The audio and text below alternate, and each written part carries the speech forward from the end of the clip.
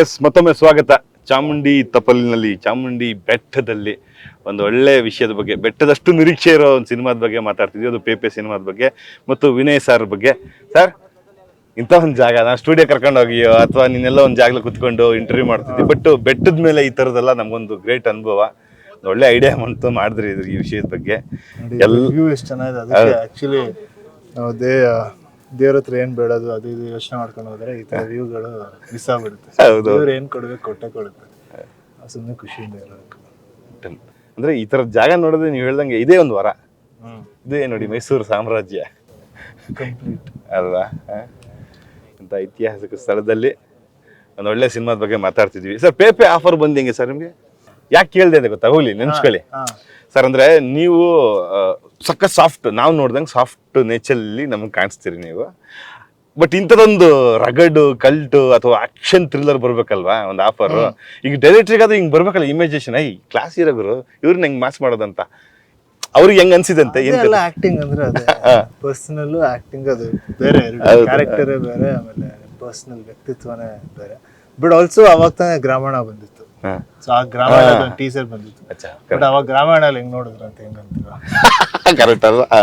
ಅದು ಹೇಳಕ್ಕಲ್ಲ, ಒಬ್ಬೊಬ್ರಿಗೆ ಅನ್ಸುತ್ತೆ. ಡೈರೆಕ್ಟರ್ ವಿಷನ್ ಹಂಗಿರುತ್ತೆ. ಅವ್ರಿಗೆ ಒಂದು ಏನೋ ನೋಡಿರ್ತಾರೆ, ಅವ್ರಿಗೆ ಏನೋ ಟ್ರಿಗರ್ ಆಗಿರುತ್ತೆ, ಇದನ್ನ ಮಾಡ್ಬೋದು ಅಂತ ಅವ್ರಿಗೆ ಅನ್ಸಿರುತ್ತೆ. ಸೊ ಅದಕ್ಕೆ ಬಂದ್ಬಿಟ್ಟು ಅವರು ಅಪ್ರೋಚ್ ಮಾಡಿದ್ರು. ಬಟ್ ಗ್ರಾಮಣ ಟೀಸರ್ ಆಗ್ಲಿ ಬಂದಿತ್ತು, ಅವಾಗ ಪೆಪೆ ಏನು ಸ್ಟಾರ್ಟ್ ಆಗಿರಲಿಲ್ಲ. ಅದನ್ನ ನೋಡಿ ಪೆಪೆ ಸ್ಟಾರ್ಟ್ ಮಾಡಿದ್ರು. ಈಗ ನಾವು ನಿಮ್ಮ ಮನಸ್ಸಿನ ಬಗ್ಗೆ ಯೋಚನೆ ಮಾಡ್ತಾ ಇದ್ದೀನಿ. ಅಂದರೆ ನೋಡಿ, ಸಿನಿಮಾ ಅವಕಾಶಗಳು ಸಿಗೋದು, ಅದು ಬಂದಿದ್ದನ್ನ ಒಪ್ಕೊಳ್ಳೋದೆಲ್ಲ ಬೇರೆ. ಆದರೆ ಒಂದು ಕಾಯೋದಿದೆಯಲ್ಲ, ಇಂಥದ್ದೊಂದು ಪಾತ್ರ ಕಾಯ್ತೀನಿ ತಡಿ, ಬರ್ಲಿ ಬರ್ಲಿ ಬರ್ಲಿ ಅಂತ ಕಾಯ್ತಾ ಇರ್ತೀರಲ್ವಾ? ಇದು ಬಂದಾಗ ನಿಮ್ಗೆ ಎಷ್ಟು ಖುಷಿ ಆಗಿದ್ದು, ಇಲ್ಲ ಗುರು ಇದನ್ನ ನಾನು ಮಾಡ್ಬೇಕು, ಅದು ಎಷ್ಟು ಕಷ್ಟ ಆಗಲಿ ಇದನ್ನ ನಾನು ಮಾಡ್ಬೇಕು, ಇದು ನನ್ನ ಪಾತ್ರ ಅಂತ ಅನ್ಸಿತ್ತು. ಯಾಕಂದ್ರೆ ನೋಡಿ, ಒಂದು ಟ್ರೈಲರ್ನ ಒಂದು ಚಿಕ್ಕ ಡೈಲಾಗ್ ಎಷ್ಟು ಜನ ಎಂಜಾಯ್ ಮಾಡ್ತಿದ್ರು ಗೊತ್ತಾದ್ರೆ, ರಾಯಪ್ಪ ಲಾಸ್ಟಿಗೆ ಪೇ ಅಂತ ಬರುತ್ತಲ್ಲ. ಕರೆಕ್ಟ್. ಈ ಕ್ಯಾರೆಕ್ಟರ್ ಅದೇ ಹೇಳಿದ ತಕ್ಷಣನೇ ಅಲ್ಲಿ ಒಂದು ಸೆಕೆಂಡ್ ಥಾಟೇ ಇರಲಿಲ್ಲ. ಇದು ಚೆನ್ನಾಗಿದೆ, ಈ ಸ್ಟೋರಿ ಚೆನ್ನಾಗಿದೆ, ಇದರಲ್ಲಿ ಹಲವಾರು ಕ್ಯಾರೆಕ್ಟರ್ಸ್ ಇದೆ, ಹಲವಾರು ಪಾತ್ರಗಳಿದೆ, ಸಾಕಷ್ಟು ವಿಷಯ ಇದೆ ಹೇಳೋದು. ಸೊ ಅದಕ್ಕೆ ಈ ಸಿನಿಮಾ ಮಾಡಲೇಬೇಕು ಅಂತ ಅಂದ್ಕೊಂಡೆ. ಆಮೇಲೆ ಅವ್ರದ್ದು ಡೈರೆಕ್ಟರ್ದ ವಿಷನ್ ತುಂಬ ಚೆನ್ನಾಗಿತ್ತು. ಅವ್ರು ಹೇಳಿದ, ಅವರನ್ನು ಸ್ಟೋರಿ ನರೇಟ್ ಮಾಡಿರೋ ರೀತಿ ಚೆನ್ನಾಗಿತ್ತು. ತುಂಬ ಕ್ಲಾರಿಟಿ ಇತ್ತು ಅವ್ರಿಗೆ ಸ್ಕ್ರಿಪ್ಟ್ ಮೇಲೆ, ಅವ್ರು ಮಾಡ್ತಿರೋ ಸೀನ್ಸ್ ಮೇಲೆ, ಟೆಕ್ನಿಕ್ಲಿ. ಸೊ ಎಲ್ಲದ್ರ ಬಗ್ಗೆ ಕ್ಲಾರಿಟಿ ಇತ್ತು. ಆಮೇಲೆ ಅವರೊಂದಷ್ಟು ಇಂಡಿಪೆಂಡೆಂಟ್ ಮೂವೀಸ್ ಮಾಡಿದ್ರು. ಸೊ ಅದನ್ನ ಸ್ಟೋರಿ ಕೇಳಾದ್ಮೇಲೆ ನೋಡೋಣ ಅಂತ ಅನ್ಕೊಂಡೆ. ಅದು ಸ್ಟೋರಿ ಕೇಳಾದ್ಮೇಲೆ ಇದುವರೆಗೂ ಆ ಸಿನಿಮಾನು ನೋಡಿಲ್ಲ. ಅಂದ್ರೆ ಅಷ್ಟು ಕಾನ್ಫಿಡೆನ್ಸ್ ಇತ್ತು. ಸರ್ ನೋಡಿ ಸರ್, ಅಂದ್ರೆ ನೋಡಿ, ಒಂದು ಕತೆಗೆ ಬೇಕಾದಂಗೆ ಎಲ್ಲದನ್ನು ತನ್ನಂಗೆ ತಾನೇ ಆಯ್ಕೆ ಮಾಡ್ಕೊಳಂತೆ ಅಂತ ಒಂದು ಹೇಳೋದಾದ್ರೆ, ಮತ್ತೊಬ್ಬ ಹೀರೋ ಕಲಾವಿದನಾಗದೆ ಅಲ್ಲದೆ ತನ್ನ ಡೈರೆಕ್ಟರ್ ನಂಬ್ಕೊಂಡು ಇರೋದಿದೆಯಲ್ಲ, ಎಲ್ಲರಿಗೆ ಅವ್ರು ಸರಿಯಾಗಿ ಮಾಡ್ತಾರೆ, ಅವ್ರನ್ನ ನಂಬಿ ಇದಾಗತ್ತೆ ಅಂತ. ಗ್ರಾಮಾಯಣ ಆಗಿರ್ಬೋದು, ಪೇಪೆನ ಆಗಿರ್ಬೋದು, ಪ್ರೊಡ್ಯೂಸರ್ ಸ್ವಲ್ಪ ಹಿಂದೆ ಮುಂದೆ ಆಗಿದ್ರು ಕೂಡ ನೀವು ಅವ್ರ ಜೊತೆಗೆ ನಿಂತ ಸಪೋರ್ಟ್ ಅದು ಭಾರಿ ಮುಖ್ಯ ಆಗತ್ತೆ. ಅಷ್ಟು ಗಡ್ಸ್ ಫೀಲ್ ಎರಡು ಸಿನಿಮಾದ ಮೇಲೆ ಬಂದಿದ್ದೇನಕ್ಕೆ ಅಂತ ನಿಮಗೆ? ಅದೇ ಈ ತರ ಒಂದೊಂದು ಫೀಲಿಂಗ್ ನಿಮ್ಗೆ ಗೊತ್ತಿರಲ್ಲ ಆಕ್ಚುಲಿ ಏನಕ್ಕೆ ಬರುತ್ತೆ ಅಂದ್ರೆ, ಒಂಥರ ಇನ್ಸ್ಟಿಂಕ್ಟ್, ಅದು ನಿಮ್ಮಲ್ಲೇ ಅನ್ಸುತ್ತೆ. ಇದಕ್ಕೆ ನಾನು ಇಟ್ಕೊಂತೀನಿ, ಚೆನ್ನಾಗಿದೆ ಇದು. ಆಮೇಲೆ ಆಲ್ಸೋ ಯಾಕಂದ್ರೆ ಒಂದು ಡೈರೆಕ್ಟರ್ದು ಜರ್ನಿ ಅಷ್ಟೊಂದು ಇರುತ್ತಲ್ಲ ಸ್ಕ್ರಿಪ್ಟ್ ಅಲ್ಲಿ. ಸೊ ಅವ್ರು ಅಷ್ಟು ಕಷ್ಟಪಟ್ಟಿರ್ತಾರೆ, ಒಂದು ಆರ್ಟಿಸ್ಟ್ ಅಷ್ಟೊಂದು ದಿನ ಕೆಲಸ ಮಾಡಿರ್ತಾರೆ, ಟೆಕ್ನಿಷಿಯನ್ಸ್ ಕೆಲಸ ಮಾಡಿರ್ತಾರೆ. ಎಲ್ಲರಿಗೂ ಒಂದು ಹೋಪ್ ಇರುತ್ತೆ ಆ ಪಿಕ್ಚರಲ್ಲಿ. ಯಾಕಂದ್ರೆ ಇದು ನಾನು ನಿಂತ್ಕೊಂಡು, ನಾನು ಆಕ್ಚುಲಿ ಒಬ್ಬನೇ ಅಲ್ಲ, ಎಲ್ಲಾರ್ದು ಇನ್ವಾಲ್ವ್ಮೆಂಟ್ ಇರುತ್ತೆ, ಎಲ್ಲರಿಗೂ ಈ ಪಿಕ್ಚರ್ ಮುಖ್ಯ ಆಗಿರುತ್ತೆ. ಸೊ ಅದರಿಂದ ವೆಯ್ಟ್ ಮಾಡಿ ನಿಂತ್ಕೊಂಡು ಮಾಡೋದು ಅನ್ಸುತ್ತೆ. ಎಸ್, ಕತೆ ಅಂದ್ರಲ್ಲ, ನನಗೆ ಈಗ ಒಂದು ಕ್ವಶನ್ ಹೊಳಿತು. ಅಂದ್ರೆ ಸರ್, ಈ ಸ್ಕ್ರಿಪ್ಟ್ ಡಾಕ್ಟರ್ ಅನ್ನೋ ವಿಚಾರಕ್ಕೆ ನನಗೆ ಗೊತ್ತಿದ್ದಂಗೆ ಲೆಜೆಂಡ್ರಿ ಯಾವತ್ತಿಗೂ ಅಂತಂದ್ರೆ ಅದು ವರದಪ್ಪನವ್ರು. ಹೌದು ಅಲ್ವಾ? ಅವ್ರ ಜಡ್ಜ್ಮೆಂಟ್ ಮಿಸ್ ಆಗಕ್ಕೆ ಸಾಧ್ಯನೇ ಇಲ್ಲ. ಆಲ್ಮೋಸ್ಟ್ ಆಲ್ 100ಗೆ 99% ಅವ್ರಿಗೆ ಒಂದು ಜಡ್ಜ್ಮೆಂಟ್ ಅದು. ನೀವು ಅವರು ಕತೆ ಜಡ್ಜ್ ಮಾಡ್ತಿರ್ಬೇಕಾದ್ರೆ ನಿಮ್ಮನೆಗೆ ಅಂದ್ರೆ ಯಾವಾಗ್ಲೂ ಅಭಿಮಾನಿಗಳು ಬರ್ತಿರ್ತಾರೆ, ಹಂಗೆ ಈ ಸಿನಿಮಾ ಮೇಕರ್ಸ್ಗಳು ಬಂದು ಹೋಗ್ತಿರ್ತಾರೆ, ಕತೆ ಇಂಥದ್ದೊಂದು ಕತೆ ಇದೆ ಇಂಥದಿಂತ. ಅದನ್ನೆಲ್ಲ ನೋಡಿದ್ರೆ, ಆ ಘಟನೆಗಳೆಲ್ಲ ನೋಡಿದ್ರಿ ನೀವು? ಸಿನಿಮಾ ನೀವು ನೋಡಿದ್ದು, ನೀವು ಕೇಳಿದ್ದು? ನಾನು ಕೇಳಿದ್ದೆ, ಈ ಕತೆನ ಕೇಳಿಸ್ಕೊಂಡಿದ್ದೆ, ಅಪ್ಪಾಜಿ ಅಥವಾ ತಾತ ಇಬ್ರು ಮಾತಾಡ್ತಿದ್ನ ಕೇಳಿಸ್ಕೊಂಡೆ, ಅದು ಹಿಂಗೆ ಸಿನಿಮಾ ಆಯ್ತು ಆ ಥರ ನೆನಪಿಲ್ಲ. ಅವಾಗ ನಾನು ತುಂಬಾ ಚಿಕ್ಕ ವಯಸ್ಸಲ್ಲ, ಸೊ ಡಿಸ್ಕಷನ್ಸ್ಗಳು ನೋಡಿದ್ದೆ. ಬಟ್ ಅಲ್ಲಿ ಆಕ್ಚುಲ್ ಆಗಿ ಏನ್ ನಡೀತಾ ಇತ್ತು, ಅವ್ರು ಏನ್ ಅಂದ್ರೆ ಸಿನಿಮಾ ಡಿಸ್ಕಷನ್ ಅಂತ ಗೊತ್ತು, ಕತೆ ಕೇಳ್ತಿದ್ದಾರೆ, ಕತೆ ಮೇಲೆ ವರ್ಕ್ ಮಾಡ್ತಿದ್ದಾರೆ, ಅದೆಲ್ಲ ಗೊತ್ತಿತ್ತು. ಬಟ್ ಏನ್ ಆಸ್ಪೆಕ್ಟ್ಸ್ ಮೇಲೆ ವರ್ಕ್ ಮಾಡ್ತಿದ್ದಾರೆ, ಏನ್ ಡಿಸ್ಕಷನ್ಸ್ ಆಗ್ತಿದೆ ಅಂತ ಗೊತ್ತಿರ್ಲಿಲ್ಲ. ಬಟ್ ವಿಟ್ನೆಸ್ ಮಾಡಿದ್ದೀನಿ ಅಷ್ಟೇ. ಬಟ್ ಅಲ್ಲಿ ಅದನ್ನೆಲ್ಲ ನಮ್ಮ ತಂದೆ ರೀಸೆಂಟ್ ಆಗಿ ಎಕ್ಸ್ಪ್ಲೇನ್ ಮಾಡಿ ಅವ್ರು ತುಂಬಾ ಕ್ಲೀನ್ ಆಗಿ ನೋಡಿದ್ರು. ಸೊ ಅವರು ಕೂತ್ಕೊಂತಾ ಇದ್ರು ಅವ್ರ ಜೊತೆಗೆ.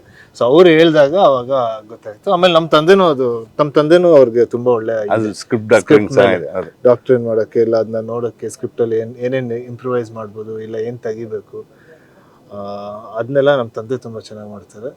ಸೊ ಅಪ್ಪಣ್ಣ ತಾತ ಆಮೇಲೆ ತಾತ ಕೂತ್ಕೊಂಡು ಅವರು ಸ್ಟೋರಿ ಕೂತ್ಕೊಂತಾ ಇದ್ರು.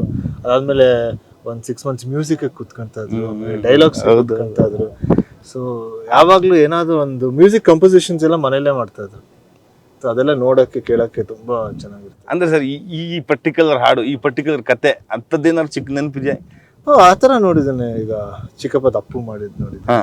ಆಮೇಲೆ ಲಾಸ್ಟ್ ಪಿಕ್ಚರ್ ಮಾಡಿದವರು ಅರಸು, ಅಪ್ಪು, ಅಭಿ, ಆಮೇಲೆ ಚಿಗುರಿದ ಕನಸು, ಚಿಗುರಿದ ಕನಸು. ಓಂ ತುಂಬಾ ಚಿಕ್ಕ ವಯಸ್ಸು, ಬಟ್ ಒಂದ್ ಚೂರು ಉಪೇಂದ್ರ ಅವ್ರ ಮನೆಗೆ ಬರೋದು, ತಾತನ ಜೊತೆ ಮಾತಾಡೋದು, ಒಂದಷ್ಟು ಡಿಸ್ಕಷನ್ಸ್ ಆಗೋದು, ಅದೆಲ್ಲ ಒಂದ್ ಚೂರ್ ನೆನಪಿದೆ. Yes sir, super sir. ಯಾಕೆ ಇದನ್ನೆಲ್ಲ ಕೇಳ್ತೀರಿ ಅಂದ್ರೆ, ಈಗ ಅದು ಬಂದಿರುತ್ತೆ ಸರ್, ಬಳುವಳಿ ಇವೆಲ್ಲವು. ನಿಮ್ಮ ಇಬ್ಬರಲ್ಲಿ ಅಣ್ಣ ತಮ್ಮರಲ್ಲಿ ಯಾರಿಗಾರ ಇದೆಯಾ ಅದು ಸ್ಕ್ರಿಪ್ಟ್ ಬಗ್ಗೆ ಯೋಚನೆ ಮಾಡೋದು, ಜಡ್ಜ್ಮೆಂಟು, ಇದು ಪಕ್ಕಾ ಲಾಕ್ ಆಗತ್ತೆ?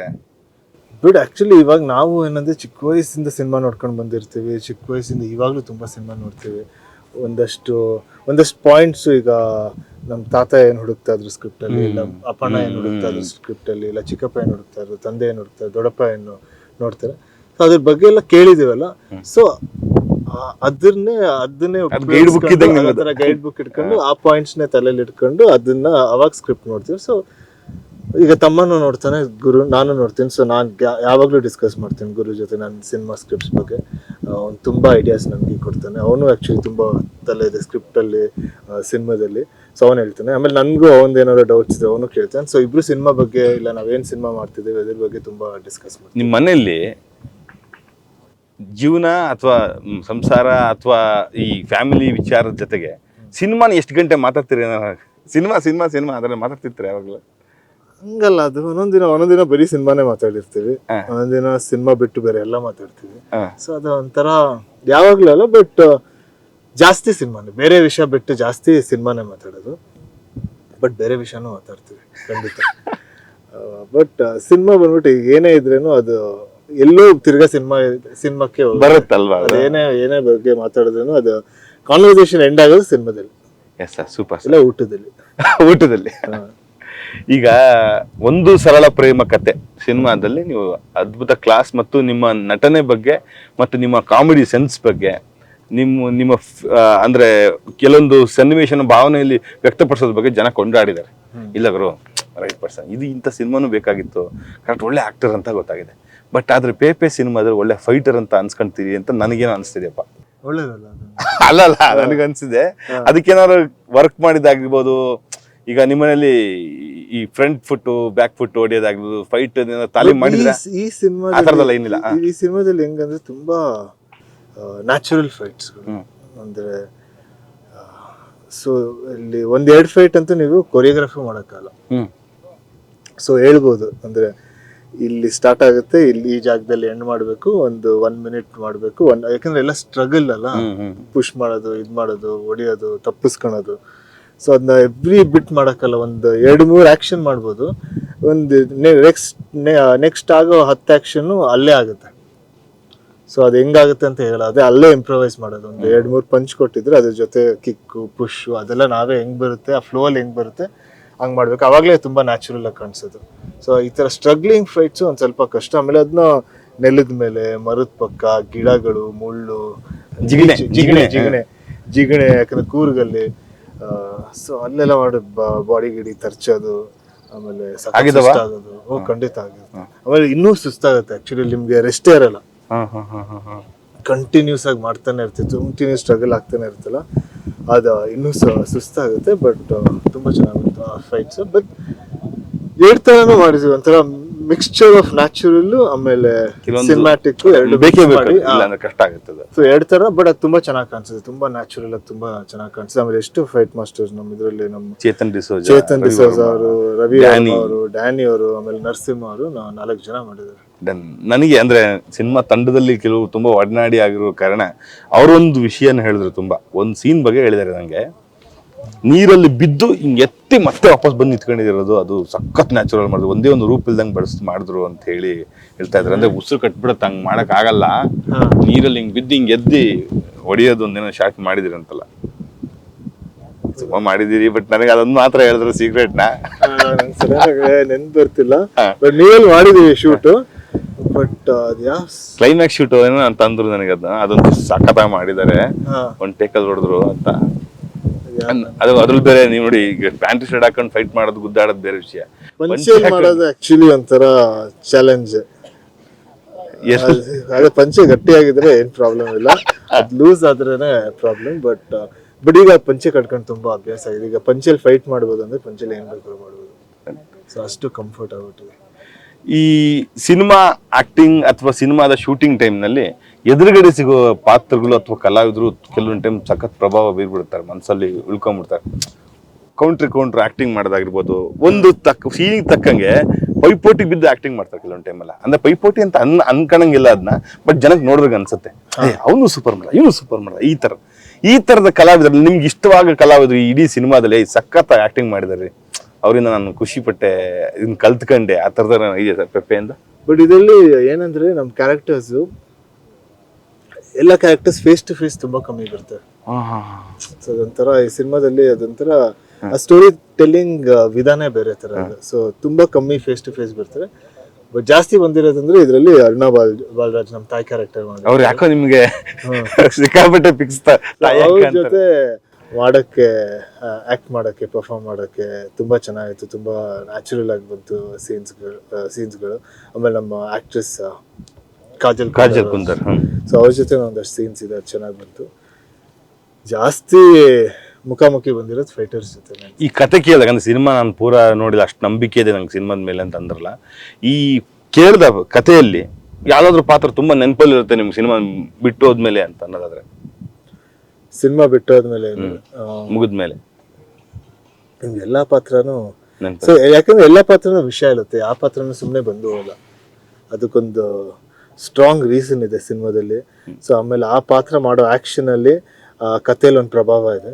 ಸೊ ಎಲ್ಲ ಕ್ಯಾರೆಕ್ಟರ್ಸು ನೆನಪಿರುತ್ತೆ. ಬಟ್ ಏನಂದ್ರೆ ನಮ್ಮ ಇದರಲ್ಲಿ ತುಂಬಾ ಕ್ಯಾರೆಕ್ಟರ್ಸ್ ಇದ್ದಾವೆ, ತುಂಬಾ ಹೆಸರುಗಳಿದೆ. ಸೊ ಆಡಿಯನ್ಸ್ಗೂ ಆ ಕ್ಯಾರೆಕ್ಟರ್ಸ್ನ ನೆನ್ಪಿಟ್ಕೊಳ್ಳೋದು ತುಂಬ ಭಾಳ ಇಂಪಾರ್ಟೆಂಟು. ಸೊ ಆವಾಗ ನಿಮಗೆ ಆ ಸ್ಟೋರಿದು ಫ್ಲೋ ಕೂಡ ಸಿಗುತ್ತೆ. ಸೊ ಆ ಕ್ಯಾರೆಕ್ಟರ್ಸ್ ಅಷ್ಟು ಕ್ಯಾರೆಕ್ಟರ್ಸ್ಗಳಿವೆ. ಸೊ ಆ ಕ್ಯಾರೆಕ್ಟರ್ಸ್ನೆಲ್ಲ ಹೆಸರುಗಳು ನೆನ್ಪಿಟ್ಕೊಂಡ್ರೆ, ಸೊ ಯಾಕಂದ್ರೆ ಬೇರೆ ಡೈಲಾಗ್ಸ್ ಅಲ್ಲಿ ಅವ್ರ ಹೆಸರುಗಳು ಯೂಸ್ ಆಗ್ತದೆ. ಸೊ ಅದರಿಂದ ಕ್ಯಾರೆಕ್ಟರ್ ಹೆಸರುಗಳು, ಕ್ಯಾರೆಕ್ಟರ್ಗಳು ನೆನ್ಪಿಟ್ಕೊಳ್ಳೋದು ತುಂಬ ಇಂಪಾರ್ಟೆಂಟ್. ಈ ಕೆಲವೊಂದು ಸಿನಿಮಾ ಕೆಲವೊಂದು ಆಫರ್ಗಳನ್ನ, ಅವಕಾಶಗಳನ್ನ, ಗುರುತಿಸುವಿಕೆಯನ್ನ ಕೊಡುತ್ತೆ, ಪೇಪೆ ಕೊಡುತ್ತೆ ಅನ್ನೋ ನಂಬಿಕೆ. ಯಾಕಂದ್ರೆ ನಾನು ಸಿನಿಮಾ ತಂಡದಲ್ಲಿ ಇರೋ ಕಾರಣ ಈ ಕೆಲವೊಂದು, ಈಗ ತೆಲುಗಿನಿಂದ ರೀಮೇಕ್ ರೈಟ್ಸ್ ಬರ್ತಿದೆ, ತಮಿಳಿಂದ ಡಿಮ್ಯಾಂಡ್ ಬಂದಿದೆ, ಆಮೇಲೆ ಫಾರಿನ್ ಅಲ್ಲಿ ಸಿನಿಮಾ ರಿಲೀಸ್ ಮಾಡೋದಕ್ಕೂ ಒಂದು ಕೆಲವೊಂದೆಲ್ಲ ಬೇಡಿಕೆ ಬಂದಿದೆ. ಈ ಥರದಲ್ಲ ಅಲ್ಲಿ ರಿಲೀಸ್ ಆಗಿ ಅಲ್ಲ ಆದ್ರೆ ಖಂಡಿತ ಅವಕಾಶಗಳು ಬಂದೇ ಬರುತ್ತೆ. ಎಸ್ ಸರ್, ಈ ಸಿನಿಮಾ ಆದ ನಂತರ ಒಳ್ಳೊಳ್ಳೆ ಅವಕಾಶಗಳಂತೂ ಖಂಡಿತ ಬರುತ್ತೆ ಅಂತ ಅನಿಸ್ತಾ ಇದೆ. ಅಂದ್ರೆ ಈ ಸಿನಿಮಾ ಆದ್ಮೇಲೆ ಖಂಡಿತ. ಆಮೇಲೆ ಏನಂದ್ರೆ ಈ ತರ ಸಿನಿಮಾ ವರ್ಕ್ ಆದಾಗ ಒಂದು ಬೇರೆ ಜಾನರ್ ಸಿನಿಮಾಗಳು ಇದು ಬರುತ್ತೆ, ಆಫರ್ಸ್ ಬರುತ್ತೆ, ಅದು ಖುಷಿ. ಅಂದ್ರೆ ಈಗ ರೆಗ್ಯುಲರ್ ಪ್ಯಾಟರ್ನ್ ಬಿಟ್ಟು ಒಂದು ಹೊಸ ಕತೆ, ಇಲ್ಲ ಹೊಸ ಕಥೆನ ಹೇಳೋ ರೀತಿ ಚೇಂಜ್ ಆಗಿರೋ ಥರ ಒಂದಷ್ಟು ಡೈರೆಕ್ಟರ್ಸ್ ಒಂದು ಡಿಫ್ರೆನ್ಸ್ ಮಾಡೋಕ್ಕೆ, ಅದೇ ಒಂದು ಬೇರೆ ಜಾನರ್ದಿಂದ ತುಂಬಾ ಅಪ್ರೋಚ್ಗಳು ಬರುತ್ತೆ, ಬೇರೆ ಬೇರೆ ತರ ಕತೆಗಳು ಬರುತ್ತೆ. ಸೊ ಅದಕ್ಕೆ ನಾನು ಖುಷಿ ಆಗ್ತಿದ್ದೀನಿ. ಪೆಪ್ಪೆ ರಿಲೀಸ್ ಆದ ತಕ್ಷಣ ಇನ್ನೊಂದಷ್ಟು ಹೊಸ ಕತೆಗಳು ಕೇಳ್ಬೋದು. ಈ ಸರಳ ಪ್ರೇಮ ಕಥೆಯನ್ನು ನೋಡಿದವರು ಹಾಡನ್ನ ತುಂಬಾ ಗುಣಿಸ್ತಾ ಇರ್ತಾರೆ. ಆ ಸಿನಿಮಾದ ಹಾಡೆಲ್ಲ ತುಂಬಾ ಜನ ಕೇಳ್ತಿರ್ತಾರೆ. ಈಗ ತಡಿ ಪೇಪೆ ಅಂತ ಸಿನಿಮಾ ಬಂದಿದೆ ಅಂತೆ, ನೋಡೋಣ ತಡಿ ಪೇಪೆ ಸಾಂಗ್ ಅಂತ ಹೊಡೆದ್ರೆ ಒಂದೇ ಒಂದು ಸಾಂಗ್ ಬರುತ್ತೆ, ಸಾಂಗ್ ಬರಲ್ಲ. ಸಾಂಗ್ ಇಲ್ದಂಗೆ ಸಿನಿಮಾ ನೋಡ್ಬೇಕೀಗ. ಅಂದ್ರೆ ಸಿನಿಮಾದ ಮ್ಯೂಸಿಕ್ ಡೈರೆಕ್ಟರ್ ದೊಡ್ಡ ಸವಾಲು. ಸೀನ್ ಟು ಸೀನ್ ಮ್ಯೂಸಿಕ್ ನಲ್ಲೇ ಮೈ ಮರೆಸ್ಬೇಕು, ಅದ್ ನೆನಪಲ್ಲಿ ಆ BGM ನ ಬಾಯಲ್ಲಿ ಹೇಳಂಗ್ ಆಗ್ಬೇಕು. ಅಷ್ಟು ಕೆಲಸ ಅವರಂತೂ ಮಾಡ್ತಿದ್ದಾರೆ. ನಿಮ್ಗೆ ಅನ್ಸುತ್ತೆ ಸರ್ ಮ್ಯೂಸಿಕ್ ಈ ಸಿನಿಮಾ? ಸೊ ಅದರಿಂದ ಏನ್ ಪ್ಲಾನ್ ಮಾಡಿದೀವಿ ಅಂದ್ರೆ ಒಂದಷ್ಟು BGM ಬಿಡೋಣ, ರಿಲೀಸ್ ಇಲ್ಲ ರಿಲೀಸ್ ಆದ್ಮೇಲೆ ಆ ಟೈಮ್ ಅಲ್ಲಿ ಒಂದಷ್ಟು BGM ಬಿಡ್ಬೇಕಂತ. ಯಾಕಂದ್ರೆ BGM ಗಳು ಅಷ್ಟು ಚೆನ್ನಾಗಿದೆ. ಯಾಕಂದ್ರೆ ಪೂರ್ಣಚಂದ್ರ ಅವರು ತುಂಬಾ ವರ್ಕ್ ಮಾಡಿದ್ದಾರೆ. ಸಾಕಷ್ಟು ಸಿನಿಮಾನ ಎಲಿವೇಶನ್ಸ್ ಕಾಣಿಸುತ್ತೆ ಆ ಮ್ಯೂಸಿಕ್ ಇಂದ. ಆಮೇಲೆ ಎಲ್ಲದರಲ್ಲೂ ಒಂದು, ಯಾಕಂದ್ರೆ ಈಗ ಸಿಚುವೇಶನ್ ಹೊಸ ಇರುತ್ತಲ್ಲ, ಸೊ ಎಲ್ಲದು ಹೊಸದಾಗುತ್ತೆ. ಈಗ ಲೊಕೇಶನ್, ಸಿಚುವೇಶನ್ಸ್, ಆರ್ಟಿಸ್ಟ್ ಎಲ್ಲ ಹೊಸದಿದ್ದಾಗ ನಿಮ್ಗೆ ಆ ಫ್ರೇಮು ಹೊಸದಾಗಿ ಕಾಣಿಸುತ್ತೆ. ಸೊ ಈಗ ಮ್ಯೂಸಿಕ್ ಡೈರೆಕ್ಟರ್ಗೂ ಹೊಸ ಮ್ಯೂಸಿಕ್ ಕೊಡೋಕ್ಕೆ ಇಲ್ಲ ಬೇರೆ ಹೊಸದೇನೋ ಕ್ರಿಯೇಟ್ ಮಾಡೋಕ್ಕೊಂದು ಇನ್ಸ್ಪೈರ್ ಆಗುತ್ತೆ. ಸೊ ಅದೇ ರೀತಿ ಈ ಮ್ಯೂಸಿಕ್ ತುಂಬ ಚೆನ್ನಾಗಿ ಬಂದಿದೆ. ಎಸ್ ಸರ್, ಮ್ಯೂಸಿಕ್ ಅಂದಮೇಲೆ ನನಗೆ ಇನ್ನೊಂದು ಪ್ರಶ್ನೆ ಹುಡ್ತಾ ಇದೆ. ಏನಪ್ಪ ಅಂದರೆ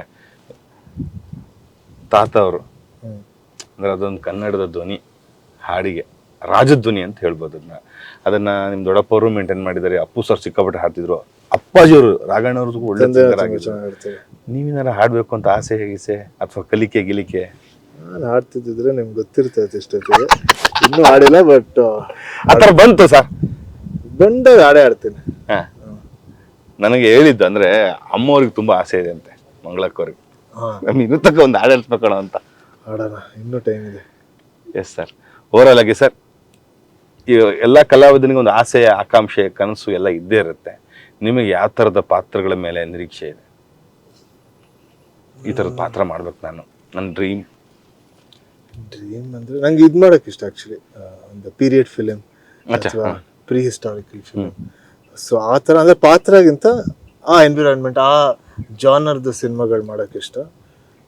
ಸೊ ಅದಕ್ಕೆ ಅದು ಒಂದು ಡ್ರೀಮ್ ಪಾತ್ರ ಅಂದರೆ ಆ ಥರ, ಅದು ಖುಷಿ ಆಗುತ್ತೆ ಆ ಥರ ಮಾಡಿದ್ರೆ. ಈ ಸಿನಿಮಾ ರಿಲೀಸ್ ಟೈಮಲ್ಲಿ ಎಲ್ಲ ಕಲಾವಿದರಿಗೂ ಒಂದು ಸ್ವಲ್ಪ ಹೆದರಿಕೆನೂ ಇರುತ್ತೆ, ಕೆಲವರು ನಿಶ್ಚಿಂತೆನೂ ಇರುತ್ತೆ, ಎಲ್ಲ ಥರದ್ದು ಇರುತ್ತೆ. ಒಬ್ಬೊಬ್ಬರು ಕಲಾವಿದನ ಮನಸ್ಥಿತಿ, ದೃಢತೆ ಬೇರೆ ಬೇರೆ. ನಿಮ್ಗೆ ಹೆಂಗೆ ಈ ಟೈಮಲ್ಲಿ, ರಿಲೀಸ್ ಟೈಮಲ್ಲಿ? ಅದು ಒಂದ್ಸರಿ ನರ್ವಸ್ ಆಗೇ ಆಗುತ್ತೆ, ಜೊತೆ ಖುಷಿನೂ ಆಗುತ್ತೆ. ಆ್ಯಕ್ಚುಲಿ ಇದೊಂಥರ ಮಿಕ್ಸ್ಡ್ ಫೀಲಿಂಗ್ಸ್, ಎಲ್ಲದೂ ಆಗುತ್ತೆ. ಸುಸ್ತು ಆಗುತ್ತೆ ಪ್ರಮೋಷನ್ಸ್ ಮಾಡಿ ಮಾಡಿ ಮಾಡಿ. ಸೊ ಎಲ್ಲದು ಒಂದೊಂದ್ಸಲಿ ಒಂದೊಂದು ಅನಿಸುತ್ತೆ. ಬಟ್ ರಿಲೀಸ್ ದಿನ ನನಗೆ ಏನಂದರೆ ಯಾವಾಗಲೂ ಏನೇ ಅನಿಸಿದ್ರೂ ಅದು ರಿಲೀಸ್ ದಿನ ಒಂದು 2 ಅವರ್ ಇರುತ್ತಲ್ಲ, ಅವಾಗ ಜಾಸ್ತಿ ಅನಿಸುತ್ತೆ. ಅಲ್ಲಿ ಒಂದ್ಸಲಿ ರಿಲೀಸ್ ಆದಮೇಲೆ ಅದೇನೇ ರಿಸಲ್ಟ್ ಬಂದ್ರೂ ಓಕೆ. ಸರ್, ನೀವು ಕಲಾವಿದರಾಗಬೇಕು ಅಂತ ಅನ್ಕೊಂಡಿದ್ರೆ ಅಥವಾ ಅಚಾನಕ ಸಿನಿಮಾ ಎನ್ವೈರನ್ಮೆಂಟ್ ಅಲ್ಲಿ ಬೆಳೆದಿದ್ದಕ್ಕೆ? ಕರೆಕ್ಟ್, ಅದು ಸಬ್ ಕಾನ್ಶಿಯಸ್ ಅಲ್ಲಿ ಯಾವಾಗಲೂ ಈ ತಲೆಯಲ್ಲಿ ಇದ್ದೇ ಇರುತ್ತೆ. ಬರೀ ಎಲ್ಲದಕ್ಕಿಂತ ಹೆಚ್ಚಾಗಿ ಜಾಸ್ತಿ ನೋಡಿದ ಸಿನಿಮಾನೇ ಅಲ್ಲ. ಸಿನಿಮಾ ಫೀಲ್ಡ್ ಬರೀ ನಾವು ಆಚೆಯಿಂದ ನೋಡಿಲ್ಲ, ಒಳಗಿಂದ ನೋಡಿದ್ದೀವಿ, ಶೂಟಿಂಗ್ಗಳು ನೋಡಿದ್ದೀವಿ, ಡಿಸ್ಕಷನ್ಸ್ಗಳು ನೋಡಿದ್ದೀವಿ, ಸಿನಿಮಾ ಆಲ್ಮೋಸ್ಟ್ ಎಲ್ಲ ಆಸ್ಪೆಕ್ಟ್ಸು ನೋಡಿದ್ದೀವಿ. ಸೊ ಯಾವಾಗಲೂ ಸಿನಿಮಾದಲ್ಲೂ ಏನೋ ಮಾಡಬೇಕಂತ ಫಿಕ್ಸ್ ಆಗುತ್ತೆ. ಎಸ್ ಸರ್, ಕಡೆ ಹಂತಕ್ಕೆ ಬಂದಿದ್ವಿ. ಅಮ್ಮನವ್ರ ದರ್ಶನ ಮಾಡೋಣ ಇವಾಗ. 30ನೇ ತಾರೀಕು ಬರುವಂತಹ ಪ್ರೇಕ್ಷಕ ಮಹಾಪ್ರಭುಗಳಿಗೆ ಇಲ್ಲಿಂದ ಬೆಟ್ಟದಷ್ಟು ನಿರೀಕ್ಷೆ ಇಟ್ಕೊಂಡ್ರೆ ಸಿನಿಮಾದ ಮೇಲೆ ಕರೆದು ಬಿಡಿ, ಅವ್ರ ಸಹಕಾರ ಕೇಳ್ಬಿಡಿ, ಅವ್ರ ಆಶೀರ್ವಾದ ಕೇಳ್ಬಿಡಿ. ಆಗಸ್ಟ್ 30ನೇ ತಾರೀಕು ನಮ್ಮ ಸಿನಿಮಾ ರಿಲೀಸ್ ಆಗ್ತಿದೆ. ಸೊ ಈ ಸಿನಿಮಾದಲ್ಲಿ ನಮ್ಮ ಡೈರೆಕ್ಟರ್ ಈ ಕಥೆನ ಒಂದು ಹೊಸ ರೀತಿಯಲ್ಲಿ ಹೇಳಿದ್ದಾರೆ. ಒಂದು ಹೊಸ ಸ್ಕ್ರೀನ್ ಪ್ಲೇ ಯೂಸ್ ಮಾಡಿದ್ದಾರೆ, ಒಂದು ಹೊಸ ಎಡಿಟಿಂಗ್ ಪ್ಯಾಟರ್ನ್ ಯೂಸ್ ಮಾಡಿದ್ದಾರೆ. ಸೊ ಸ್ಟೋರಿಯಲ್ಲಿ ಒಂದಷ್ಟು ಟ್ವಿಸ್ಟ್ ಆ್ಯಂಡ್ ಟರ್ನ್ಸ್ ಇರುತ್ತೆ, ಒಂದಷ್ಟು ಕನ್ಫ್ಯೂಷನ್ಸ್ ಇರುತ್ತೆ. ಬಟ್ ಅದಕ್ಕೆಲ್ಲದಕ್ಕೂ ಕ್ಲಾರಿಟಿ ಕೂಡ ಎಂಡಲ್ಲಿ ನಿಮಗೆ ಸಿಗುತ್ತೆ. ಸೊ ತುಂಬ ಖುಷಿಯಿಂದ, ಏನೋ ಡಿಸ್ಟ್ರಾಕ್ಷನ್ಸ್ ಇಲ್ಲದೆ, ಏನೇ ಎಕ್ಸ್ಪೆಕ್ಟೇಷನ್ಸ್ ಇಲ್ಲದೆ ಈ ಸಿನಿಮಾ ನೋಡಿ ಖಂಡಿತ ನಿಮ್ಮೆಲ್ಲರಿಗೂ ಮಜಾ ಕೊಡುತ್ತೆ. ಈ ಇಂಟರ್ವ್ಯೂ ಮೂಲಕ ಒಂದು ಚಿಕ್ಕದಾಗಿ ಅಭಿಮಾನಿ ದೇವರುಗಳಿಗೆ ನಾನೇನು ಹೇಳಕ್ ಇಷ್ಟಪಡ್ತೀನಿ ಅಂದ್ರೆ, ದಯವಿಟ್ಟು ಪೇಪೆ ಸಿನಿಮಾ ನೋಡಿ, ಹಾಗೆ ನಿಮ್ಮ ಆಸೆ, ಆಕಾಂಕ್ಷೆಗಳು, ಇಚ್ಛೆ, ಈಡೇರುಗಳು ಎಲ್ಲವೂ ಈಡೇರಲಿ. ಅಮ್ಮನವ್ರನ್ನ ಮೆಟ್ಲತ್ಕೊಂಡು ದರ್ಶನ ಮಾಡಿ ನಿಮ್ಗೋಸ್ಕರ ಬೇಡ್ತೀವಿ. ನೀವು ಸಿನಿಮಾನ ಉಳಿಸಿ ಬೆಳೆಸಿ ಅಂತ, ಮತ್ತು ಪೆಪ್ಪೆಗೆ ಸ್ವಲ್ಪ ಹೆಚ್ಚೇ ಆಶೀರ್ವಾದ ಕೊಡಿ ಅಂತ ಹೇಳ್ತಾ, ಸರ್ ಪೆಪ್ಪೆ ಚೆನ್ನಾಗಾದ್ಮೇಲೆ ಮತ್ತೊಂದ್ಸಲ ಬೆಟ್ಟಾಗ್ತಾನೆ, ಇಲ್ಲ ಅಂದ್ರೆ ಬೆಟ್ಟ ಆಗ್ತದೆ. Yes, thank you. ಈ ಸಂದರ್ಶನ ನಿಮ್ಗೆ ಇಷ್ಟ ಆಗಿದೆ ಅಂತ ಭಾವಿಸ್ತಾ ಎಲ್ಲರಿಗೂ ಒಳ್ಳೇದು ಮಾಡಲಿ. ದೇವರು ತಾಯಿ ಚಾಮುಂಡೇಶ್ವರಿ ಅಂತ ಕೇಳ್ಕಂತ ಧನ್ಯವಾದಗಳು.